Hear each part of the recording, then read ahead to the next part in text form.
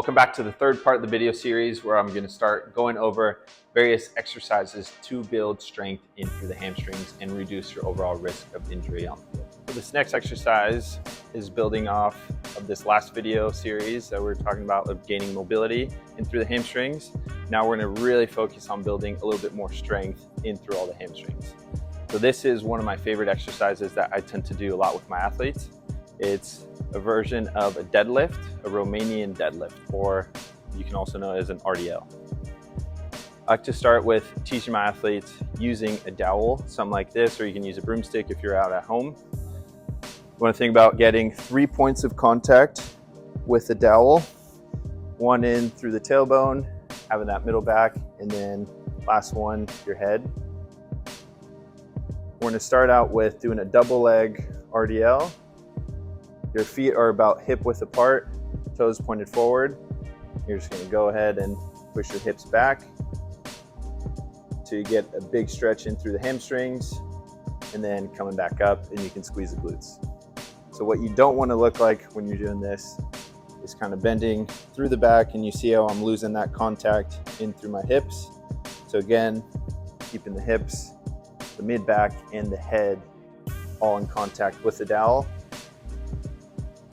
To be even more sport specific, you can go and do a single leg RDL. So single leg RDL, big old stretch, drive that back leg behind you. Remember, keep 3 points of contact in through the dowel. Big old stretch in through that front leg, then you come up. I like to add in with this too is building a little bit more speed. They're going back, then going quickly with it. So sets and reps with this can range anywhere from 6 to 12 reps. Especially if you're just starting out with this movement, I would say stay on the lower end, about 6 reps. Even doing body weight, if you're doing this correctly, you can still gain that strength in through the hamstrings. The next strength exercise are called Nordics. All you're gonna need is somebody to grab your ankles, set you up into a tall kneeling position. If you have someone that you can do this with, or here we have a Nord stick that you just hook in under a door. Set up with this, you're trying to drop your body all the way down to the floor, or you can modify the movement by going to an elevated surface. These are really tough, so I would say this is a more advanced hamstring exercise. But if you are really serious about building that hamstring resilience for sport, this is the best exercise you can do. So again, you're just going to drop until you can't hold it anymore. Then you can just kind of push up and come back.